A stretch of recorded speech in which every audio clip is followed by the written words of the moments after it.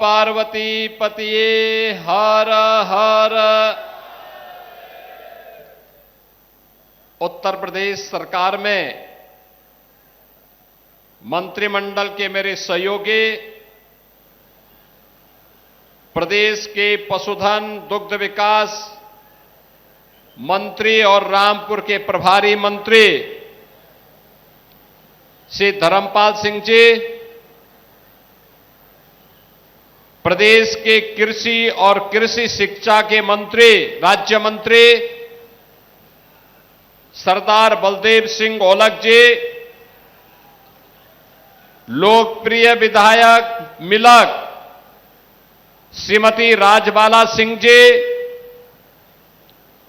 रामपुर के लोकप्रिय विधायक श्री आकाश सक्सेना जी, स्वार के लोकप्रिय विधायक श्री शफीक अहमद अंसारी जी, माननीय विधान परिषद सदस्यगण श्री जयपाल सिंह व्यस्त जी, हरि सिंह ढिल्लो जी, अध्यक्ष जिला पंचायत श्री ख्यालीराम लोधी जी, सूर्य प्रकाश पाल जी, जिला प्रभारी संगठन श्री राजा वर्मा जी, भारतीय जनता पार्टी के जिलाध्यक्ष हरीश गंगवार जी, पूर्व सांसद श्री घनश्याम लोधी जी, पूर्व विधायक श्री शिव बहादुर सक्सेना जी, मंच पर उपस्थित भारतीय जनता पार्टी के हमारे सभी पदाधिकारीगण, भारी संख्या में मिलक और बिलासपुर विधानसभा क्षेत्र से जुड़े हुए जनपद रामपुर के मेरे सभी उपस्थित बहनों और भाइयों, आज मुझे एक बार फिर से रामपुर जनपद की मिलक और बिलासपुर विधानसभा क्षेत्र की जनता जनार्दन के साथ संवाद करने का अवसर प्राप्त हो रहा है। वैसे भी अंदाजा लग जाता है कि जब मैं रामपुर में आता हूं तो यहां का मौसम एकदम शिमला जैसा हो जाता है। कल तक उमस भरी गर्मी और आज इतना शानदार सुहावना मौसम, ये रामपुर के विकास और रामपुर के उन पौराणिक स्थलों, जिस धरती ने विरासत को, सनातन आस्था को और भारत की आध्यात्मिक चेतना को एक नई ऊंचाइयां प्रदान किया है। भगवान बामेश्वर महादेव, श्री पातलेश्वर महादेव, ओम नागेश्वर महादेव, कोसी मंदिर, मां बाला सुंदरी की दिव्य आशीर्वाद से जो धरती निरंतर लाभान्वित होती है। बहनों और भाइयों, रामपुर जनपद जहां पे पैचवर्क, जरी वर्क, वायलिन निर्माण और मेल्था के प्रोडक्शन का कार्य बड़ी ही साफगोई के साथ अन्नदाता किसान और उद्यमियों के समूह के माध्यम से, समन्वय के माध्यम से आगे बढ़ता है, ऐसे भारत की एक समृद्ध सांस्कृतिक विरासत की प्रतीक नौजवानों के लिए उनके हाथ को रोजगार प्रदान करने के लिए नए नए अभिनव नवाचार के साथ आगे बढ़ रहे रामपुर की इस पावन धरा को कोटि कोटि नमन करते हुए मैं आप सभी का अभिनंदन करता हूं। और जब रामपुर आए हैं तो विकास की योजनाएं जरूर आएंगी। 2 विधानसभाओं में ही 777 करोड़ रुपए की परियोजनाओं में 101 परियोजनाओं का उपहार आज इन दोनों विधानसभाओं को मिल रहा है। इसके लिए पूरे रामपुर जनपद को मिलक और बिलासपुर विधानसभा की जनता जनार्दन को, दोनों विधायकों को हृदय से बधाई देता हूं। दोनों के प्रति अपनी शुभकामनाएं भी देता हूं। बहनों और भाइयों, 2017 के पहले का रामपुर और 2017 के बाद का रामपुर आप सबके सामने है। एक समय था जब यहां पर गरीबों की जमीनों पर कब्जा होता था, जब रामपुर में वाल्मीकि समुदाय के जमीनों से उन्हें जबरन वंचित कर दिया जाता था। सत्ता जब निरंकुश होती है, अन्याय का पर्याय बन जाती है और समाजवादी पार्टी में यहां के दलितों की आवाज को, यहां के गरीबों की आवाज को उसी अन्यायी सत्ता ने बंद करने का काम किया था। और जब भी सत्ता अन्यायी होती है, जनता जनार्दन उसको पलट करके रख देती है। और यही कार्य रामपुर से निकला हुआ यह संदेश पूरे प्रदेश के अंदर गया था। समाजवादी पार्टी की निरंकुश सत्ता को बदलने का काम हुआ। आज उसका परिणाम है कि रामपुर को एक पहचान मिली है। रामपुर विकास के पथ पर अग्रसर हो रहा है। रामपुर में विकास की नई नई योजनाएं आ रही हैं और रामपुर विकास के पथ पर तेजी के साथ आगे बढ़ते हुए नए भारत का नया उत्तर प्रदेश है। तो नया उत्तर प्रदेश के अंदर नया रामपुर भी आज पूरे प्रभावी ढंग से अपने विरासत और विकास की एक नई कार्य योजना के साथ कार्य करता हुआ दिखाई दे रहा है। बहनों और भाइयों, हमारे जब दोनों विधायक, मिलक की विधायक श्रीमती राजबाला जी के द्वारा, बिलासपुर के विधायक, उत्तर प्रदेश सरकार के मंत्री सरदार बलदेव सिंह ओलख जी के द्वारा जब अपनी बातों को यहां पर मंच के माध्यम से संबोधन दिया जा रहा था, उन्होंने बहुत स्पष्टता के साथ कहा कि विकास की कौन कौन सी योजनाएं जो पहले असंभव थी, आज डबल इंजन सरकार के कारण संभव हो पाई है। बहनों और भाइयों, आपने इन योजनाओं को संभव इसलिए बना दिया, ये डबल इंजन सरकार ने इसलिए बना दिया क्योंकि 2017 में प्रधानमंत्री मोदी जी के आह्वान पर उत्तर प्रदेश की जनता जनार्दन ने विश्वास किया। मोदी जी पे विश्वास आज इस विकास का आधार है। उन्हीं के मार्गदर्शन और नेतृत्व में उत्तर प्रदेश अब बीमारू राज्य की श्रेणी से उभर गया है। अब उत्तर प्रदेश बीमारू नहीं है, भारत की टॉप 3 अर्थव्यवस्था में उत्तर प्रदेश खड़ा है। सबसे तेज गति के साथ बढ़ती हुई अर्थव्यवस्था के रूप में आज उत्तर प्रदेश का नाम आता है। सबसे ज्यादा रोजगार देने वाला प्रदेश, सबसे ज्यादा अन्नदाता किसानों को अनुदान देने वाला प्रदेश, सबसे ज्यादा युवाओं के लिए रोजगार सृजन करने वाला राज्य, सबसे ज्यादा खाद्यान्न उत्पादन करने वाला राज्य, सबसे ज्यादा दुग्ध उत्पादन करने वाला राज्य, सबसे ज्यादा चीनी और इथेनॉल उत्पादन करने वाले राज्य के रूप में 17 के पहले हर पैरामीटर पर उत्तर प्रदेश बॉटम में होता था, बॉटम 5 में होता था। आज उत्तर प्रदेश हर एक सेक्टर में टॉप 2 राज्यों में गिना जाता है। ज्यादातर में नंबर 1, अन्यथा नंबर 2 पर यूपी का नाम आता है। बहनों और भाइयों, 2017 के पहले याद करिए, यही प्रदेश था, पहचान का संकट था। न बेटी सुरक्षित थी, न व्यापारी सुरक्षित था। अन्नदाता किसान आत्महत्या करने के लिए मजबूर होता था। नौजवान के लिए कोई रोजगार नहीं, कोई सरकारी विज्ञापन निकलता था तो चाचा भतीजे की जोड़ी वसूली के लिए निकल पड़ती थी।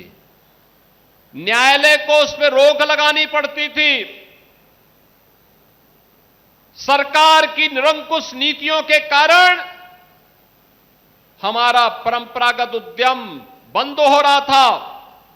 अन्नदाता किसान के लिए कोई स्कीम नहीं, गरीबों के कल्याण के लिए कोई योजना नहीं, विकास के लिए, सड़क के लिए, पुल पुलिया के लिए सरकार के पास कोई पैसा नहीं। बहनों और भाइयों, विकास दो लोगों का होता था, या तो सेफई परिवार का या रामपुर के एक परिवार का। बाकी लोग विकास से वंचित रहते थे। इन्होंने सामाजिक ताने बाने को छिन्न भिन्न किया, जनभावनाओं के साथ खिलवाड़ किया, विरासत को अपमानित करने के लिए, बहन बेटियों को अपमानित करने के लिए समाजवादी पार्टी ने कुछ भी कोर कसर नहीं छोड़ी थी। बहनों और भाइयों, आज मैं कह सकता हूं, जिस उत्तर प्रदेश में विरासत का अपमान समाजवादी पार्टी की सरकार में होता था, वे कहते थे कावड़ यात्रा नहीं निकलने देंगे। उत्सव के पहले उपद्रव प्रारंभ हो जाते थे। कोई पर्व और त्योहार के पहले दंगों दंगे फसाद उत्तर प्रदेश की पहचान बन जाती थी। 2017 के पहले न होली, न दीपावली, न विजयादशमी, न रामनवमी, न सावन के महीने का कोई पर्व, न जन्माष्टमी के आयोजन को ही करने दिया जाता था। आज आप देखते होंगे कावड़ यात्रा धूम धड़ाके के साथ निकलती है, कोई रोक टोक नहीं। दुर्गा पूजा शानदार तरीके से होती है, कोई रोक टोक नहीं। दीपावली का आयोजन पूरी भव्यता के साथ होता है, कोई रोक टोक नहीं। जिस समाजवादी पार्टी ने श्री कृष्ण जन्मोत्सव का कार्यक्रम, श्री कृष्ण जन्माष्टमी के कार्यक्रम को रोक लगाई थी, हमारी सरकार ने उस रोक को दूर करके भगवान राम के जन्मोत्सव रामनवमी का आयोजन हो, श्री कृष्ण भगवान के जन्मोत्सव का कार्यक्रम, श्री कृष्ण जन्माष्टमी का कार्यक्रम हो, होली हो, दीपावली हो, विजयादशमी हो, दुर्गा पूजा हो, कोई भी पर्व और त्योहार हो, उन सभी की बाधाओं को दूर करके आज फिर से उत्सवपूर्ण माहौल के रूप में उत्तर प्रदेश का माहौल बदला है। आज उसका परिणाम भी मिला है। विरासत को सम्मान दे करके कैसे अर्थव्यवस्था को आगे बढ़ाया जा सकता है, उत्तर प्रदेश उसका मॉडल बना है। विरासत को कैसे सम्मान दिया जाता है, आज प्रधानमंत्री मोदी जी के नेतृत्व में उत्तर प्रदेश उसका मॉडल बन रहा है। बहनों और भाइयों, आज अयोध्या में आप जाते हैं, रेल से जाएंगे, डबल लाइन की सुविधा आपको वहां मिलती है। ब्रॉड गेज की डबल लाइन के साथ अयोध्या जुड़ा है। सड़क मार्ग से जाएंगे, 4 लेन की कनेक्टिविटी से अयोध्या जुड़ी है। वायु मार्ग से जाएंगे तो अयोध्या में इंटरनेशनल एयरपोर्ट महर्षि वाल्मीकि के नाम पर खड़ा है। अयोध्या त्रेता युग का याद स्मरण कराता है। आज राम की भक्ति की वकालत कौन कर रहा है? आज भगवान राम की भक्ति की दुहाई कौन दे रहा है? 2017 के पहले जो जय श्री राम बोलने पर लाठी मारते थे, 2017 के पहले जब उत्तर प्रदेश में राम भक्त कहता था कि राम लला हम आएंगे, मंदिर वहीं बनाएंगे, उन राम भक्तों पर जो समय गोली चलाते थे, आज वे आस्था की वकालत करते हुए दिखाई देते हैं। ये आपकी ताकत है, आपकी आस्था की ताकत है कि आज उनको आपका पिछलग्गू बनने के लिए मजबूर होना पड़ रहा है। आपके वोट बैंक की ताकत है। अब उन्हें अपने को आप पर पश्चाताप होता होगा, अपने कर्मों पर पश्चाताप होता होगा कि समाजवादी पार्टी गलत थी। वह कांग्रेस जो 2017 के पहले राम के अस्तित्व को ही नकार चुकी थी, श्री कृष्ण के अस्तित्व को ही नकार चुकी थी, आज वो भी कहती है कि राम तो सबके हैं। अब ये लोग सब मचल रहे हैं अयोध्या जाने के लिए, लेकिन प्रभु राम तो जग नियंता हैं, इस ब्रह्मांड के स्वामी हैं। वे भी जानते हैं सही कौन है और बुरा कौन है। भगवान राम की भक्ति तो हनुमान जी के अंदर इतनी ताकत पैदा कर देती है कि अगर लक्ष्मण जी को बचाने के लिए संजीवनी बूटी लेने के लिए जा रहे श्री हनुमान जी के साथ कोई कालनेमी छल छद्म से धोखा दे करके उन्हें इससे वंचित करने का कुत्सित प्रयास करता है, राम की भक्ति ऐसे कालनेमियों को पूरी तरह निपटाने में भी सहायक हो जाती है। और इसलिए चिंता की बात नहीं। उनकी चिढ़ तो है कि अयोध्या इतनी सुंदर कैसे हो गई। उनकी चिढ़ तो यह है काशी विश्वनाथ धाम इतना सुंदर कैसे हो गया। उनकी चिढ़ तो है मां विंध्यवासिनी का धाम इतना अच्छा कैसे हो गया। और उनकी चिढ़ तो है कि प्रयागराज का वैभव महाकुंभ के नाम पर देश और दुनिया को अपनी ओर कैसे आकर्षित कर दे रहा है। उनकी चिढ़ है नेमी सारण के विकास को लेकर, मथुरा वृंदावन को लेकर, सुख तीर्थ को लेकर, और जो हमारे विधायकों के द्वारा हर एक पौराणिक स्थल को और विरासत से जुड़े हुए स्थलों के पुनरुद्धार का कार्य हो रहा है। इसको बाधा बन करके इनको रोकने की उनकी चिढ़ थी। जब कुछ नहीं कर पा रहे हैं तो अब अपने अनुसार फिर वे वही झूठ का सहारा लेकर के कुछ ना कुछ तो बोलेंगे, कुछ ना कुछ तो करेंगे। और इनका ये वक्तव्य यही दिखाता है कि अंगूर खट्टे हैं। जनता जनार्दन इनको सबक सिखा चुकी है। लेकिन बहनों और भाइयों, मैं आप सबको आश्वस्त करने के लिए आया हूं।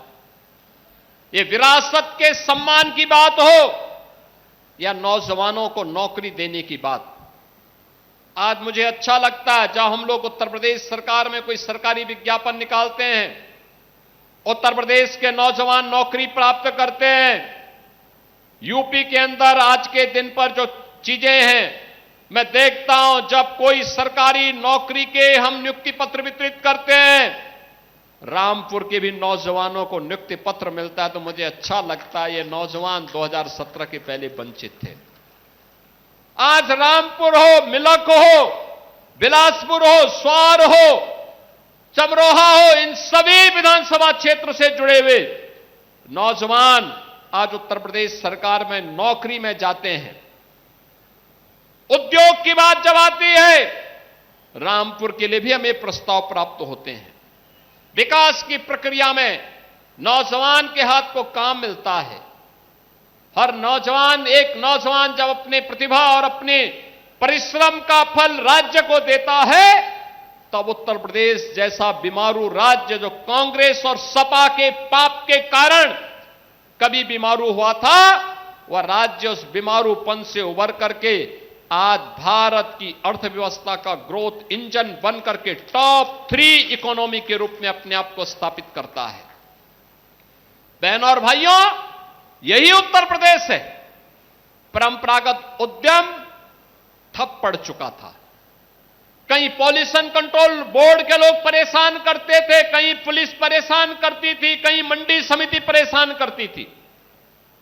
2017 के पहले रामपुर का पैच वर्क, रामपुर का जरी वर्क, रामपुर की वायलिन, इन सब के सामने अंधकार जैसा माहौल था।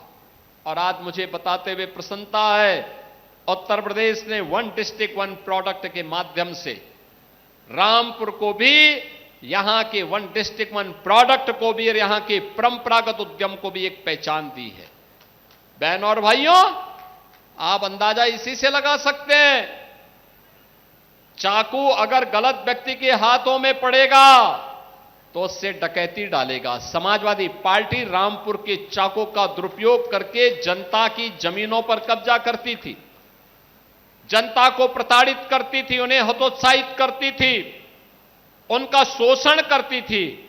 और उत्तर प्रदेश के अंदर जब बीजेपी की डबल इंजन सरकार आई तो यही चाकू जनता की सुरक्षा के लिए उपयोग में आ रहा है। और वही सुरक्षा का माहौल आज विकास का पर्याय बन रहा है। यही तो रामपुर का विकास है। हाईवे बन रहे हैं, एक्सप्रेसवे बन रहे हैं, रेलवे फ्लाईओवर बन रहे हैं, 3 मीटर की सड़क अब 7 मीटर की हो रही है, 10 मीटर की हो रही है, 4 लेन की हो रही है।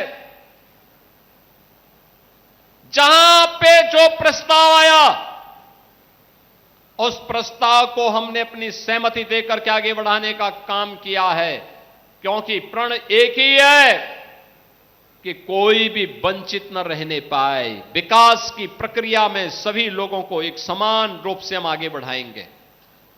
अब पिक एंड चूज नहीं होता है, पिक एंड चूज नहीं होता है कि बिजली सेफई में आएगी लेकिन पीलीभीत में नहीं आएगी। क्यों आएगी? तो 75 जनपदों में आएगी, एक साथ आएगी, सभी 350 तहसीलों में आएगी, सभी 825 विकास खंडों में आएगी। यहां पे जब श्रीमती राजबाला जी कह रही थी कि फायर स्टेशन स्थापित हुआ है, बहन और भाइयों, हर तहसील पर सरकार का संकल्प है एक फायर स्टेशन की स्थापना करेंगे। जिनके प्रस्ताव आ गए हैं उनको हमने सहमति दी थी, स्वीकृति दी थी, धनराशि मुक्त कर दी। जहां पे इंटर कॉलेज की आवश्यकता थी इंटर कॉलेज, जहां डिग्री कॉलेज की आवश्यकता थी डिग्री कॉलेज, जहां पॉलिटेक्निक की आवश्यकता थी पॉलिटेक्निक, जहां पे आईटीआई की आवश्यकता थी आईटीआई, पुराने पढ़ चुके विद्यालयों को, इंटर कॉलेजेस को प्रोजेक्ट अलंकार के माध्यम से, बेसिक शिक्षा परिषद के विद्यालयों को ऑपरेशन कायाकल्प के माध्यम से एक नई ऊंचाई प्रदान करके भव्य स्वरूप प्रदान किया जा रहा है। अब विकास रुकने वाला नहीं है, विकास थमने वाला नहीं है। नौजवान के जीवन के साथ कोई खिलवाड़ नहीं कर सकता। अब कोई किसी बहन के खिलाफ अपमानजनक टिप्पणी नहीं कर सकता, नहीं कर सकता है। बेटी की सुरक्षा में कोई सेंध नहीं लगा सकता है। अब लगाएगा तो उसको मालूम है कि इसके बाद आगे क्या होने जा रहा है। और इसलिए बहनों और भाइयों, अन्नदाता खुशहाल है, नौजवान रोजगार पाकर के आज प्रदेश के विकास में अपनी ऊर्जा का उपयोग कर रहा है।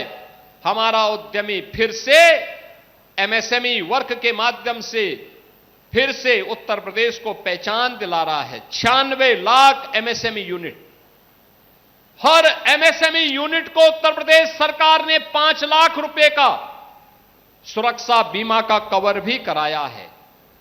बहनों और भाइयों, राज्य सरकार कुछ कर गुजरने के लिए अपने उद्यमियों के साथ, अन्नदाता किसानों के साथ, युवाओं के साथ, जनप्रतिनिधियों के साथ मिलकर के इन कार्यक्रमों को आगे बढ़ाने का काम कर रही है। और इसीलिए आज मुझे जब रामपुर की इन 2 विधानसभा क्षेत्रों में आने का अवसर प्राप्त हुआ है, मैं आप सभी रामपुर वासियों को इस बात के लिए आश्वस्त करता हूं कि बहनों और भाइयों, विरासत के संरक्षण का कार्य हो या विकास की प्रक्रिया को मजबूती के साथ आगे बढ़ाने का कार्य, बिना भेदभाव के सुरक्षा देने का कार्य हो या फिर बिना भेदभाव के शासन की योजना, हर गरीब के लिए, हर नौजवान के लिए, हर महिला के लिए, अन्नदाता किसान के लिए और एमएसएमई यूनिट के लिए, उद्यमियों के लिए, व्यापारियों के लिए, जिनके लिए भी योजना है, उन सब तक योजना का लाभ पहुंचाने के लिए प्रधानमंत्री मोदी जी के मंत्र सबका साथ, सबके विकास के भाव के साथ सरकार कार्य करने को प्रतिबद्ध है।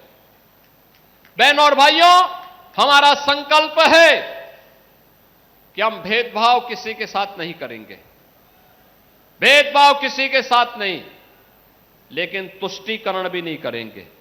ये डबल इंजन की सरकार तुष्टीकरण नहीं, ये डबल इंजन की सरकार आम जन की संतुष्टीकरण पर विश्वास करती है।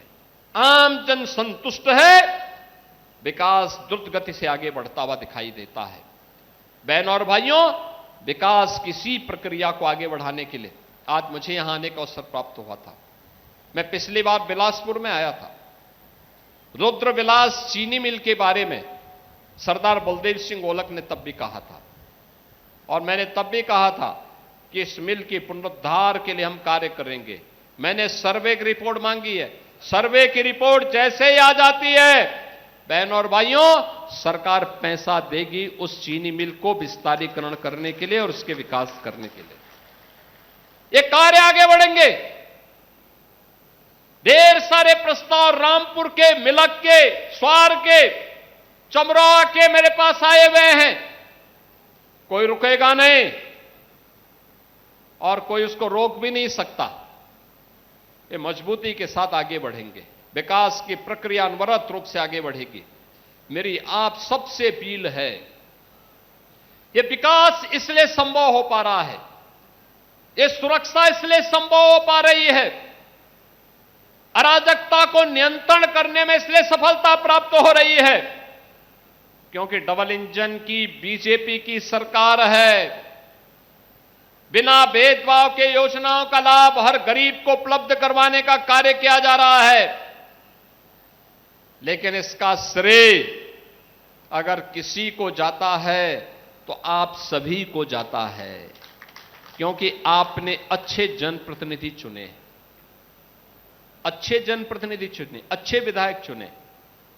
मिलक में आपने विधायक चुनी, विकास आ रहा है, गरीबों को लोक कल्याणकारी योजनाओं का लाभ मिल रहा है। नहीं तो ये राशन 2017 के पहले 2 महीने, 3 महीने में, 6 महीने में कभी किसी गरीब को मिल जाता था। अब हर महीने मिल रहा है और लखनऊ से हम ई-पॉस मशीन की मॉनिटरिंग करते हैं, वो राशन उतना मिल रहा है कि नहीं मिल रहा है।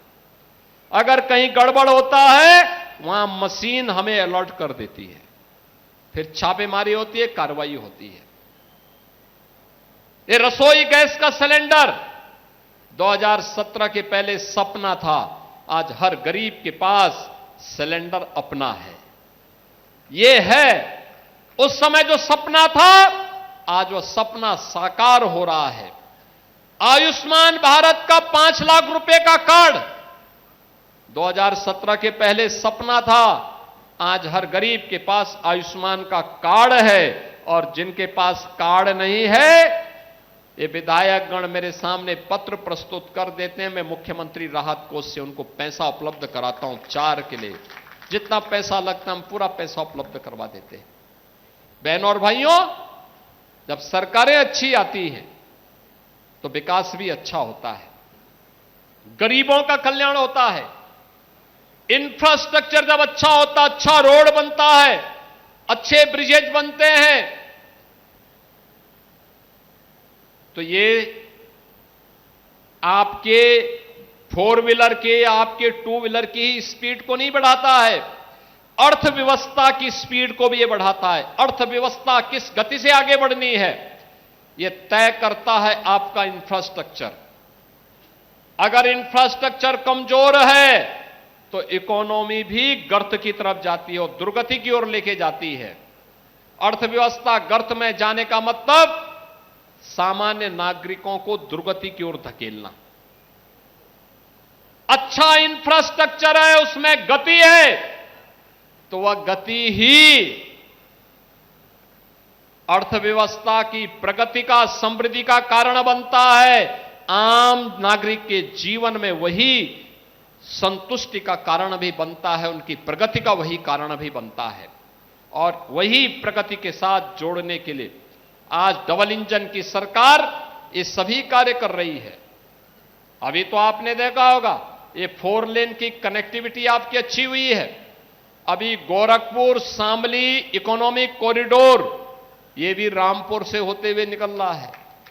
बहन और भाइयों, यह गोरखपुर से सिलीगुड़ी को भी जोड़ेगा और शामली को पानीपत के साथ जोड़ करके विकास को और मजबूत करने जा रहा है।